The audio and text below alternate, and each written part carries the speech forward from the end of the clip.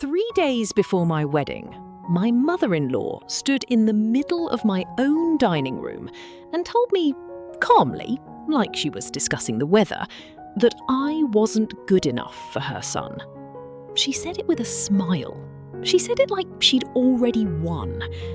What she didn't know was that 2 hours earlier, I'd found a folder on her laptop that would end her marriage, her reputation, and her 20-year grip on this family, all in one afternoon. She just didn't know it yet. And by the end of this story, neither will you, except what I did next.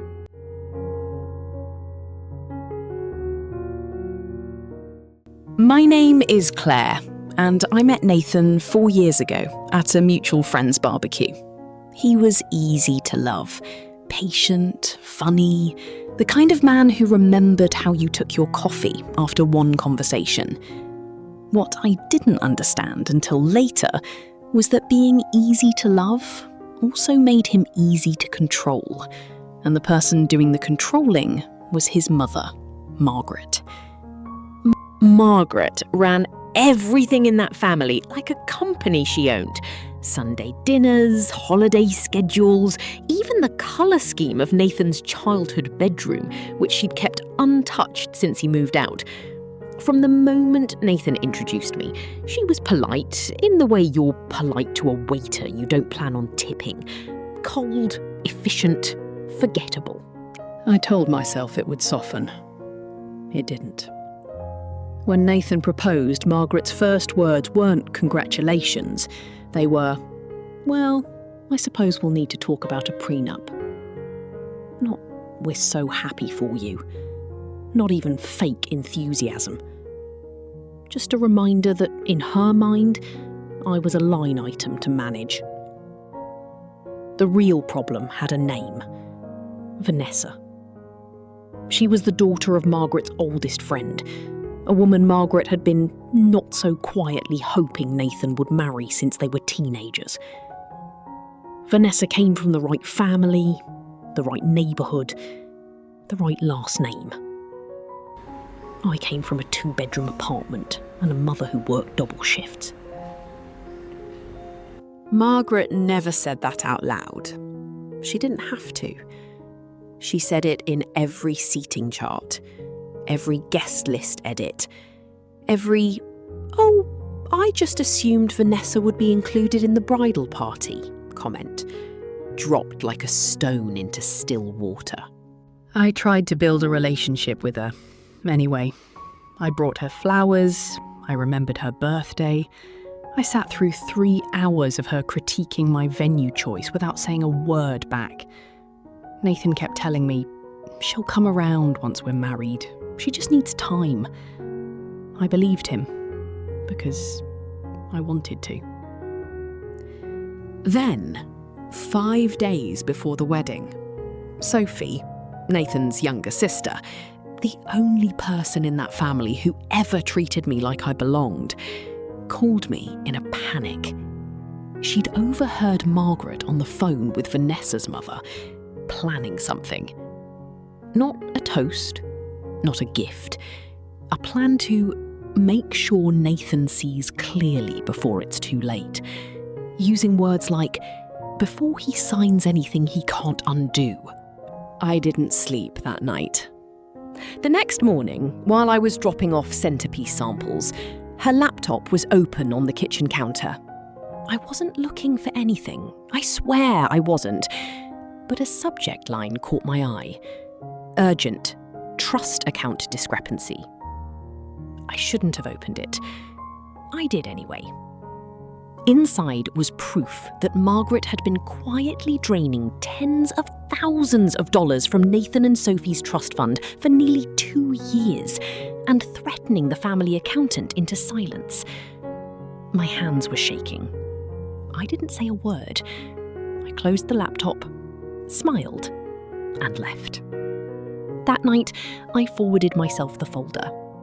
And 3 days later, standing in my own dining room, Margaret told me I wasn't good enough for her son. I just smiled back.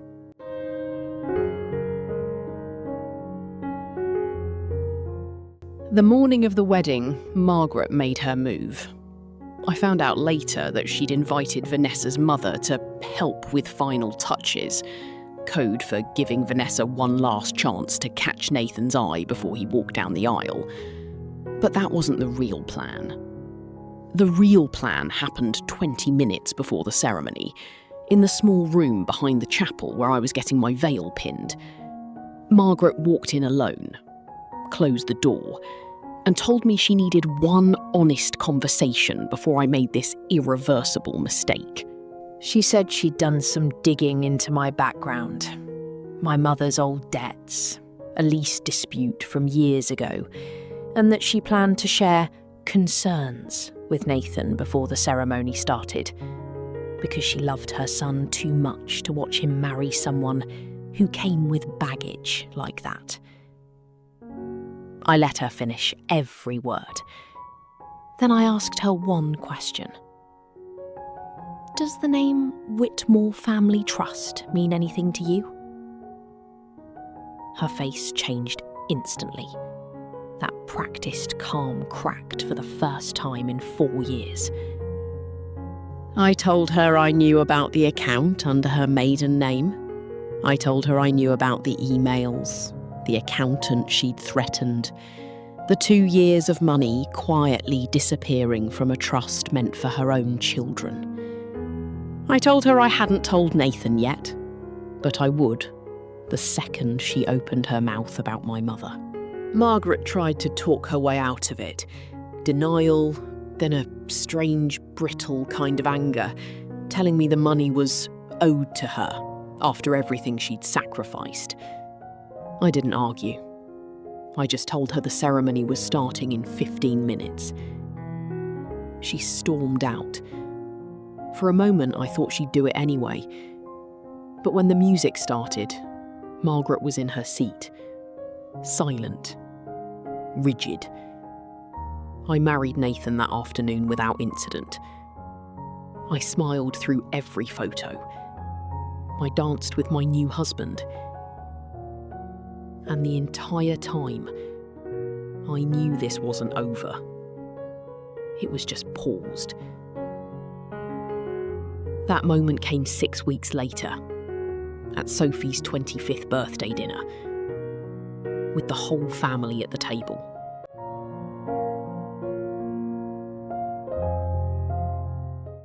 I hadn't planned to say anything that night.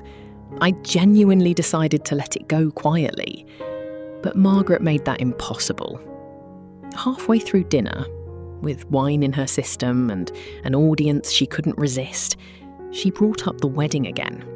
How fortunate it was that Nathan hadn't married into a family with financial complications. She looked directly at me when she said it. Sophie went quiet. Nathan's jaw tightened, and something in me finally just let go. I asked Margaret, in front of everyone, if she'd like to explain the Whitmore Family Trust, or if she'd prefer I did it for her. The table went silent. Margaret's face drained of colour.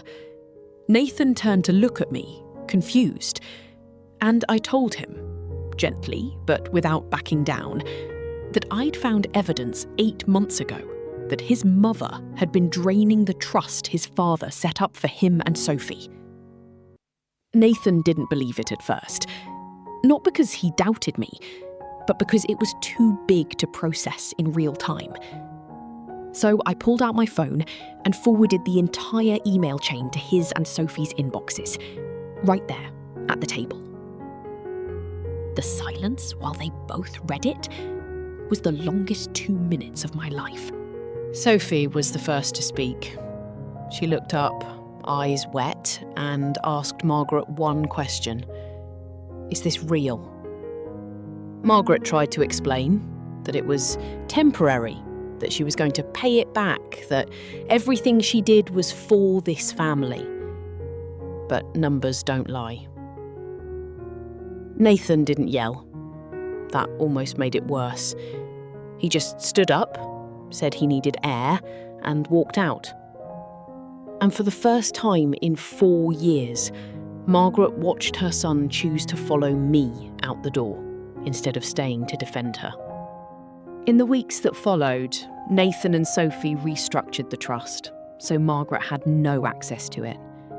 She paid back a portion under legal pressure and lost something no lawyer could fix: her son's trust, and mine, permanently. Margaret still sends a card every Christmas, signed "Love, Mum," like nothing happened. Nathan doesn't respond. I do, actually. Just 3 words, every year. We're doing well. Because we are. And she knows exactly what.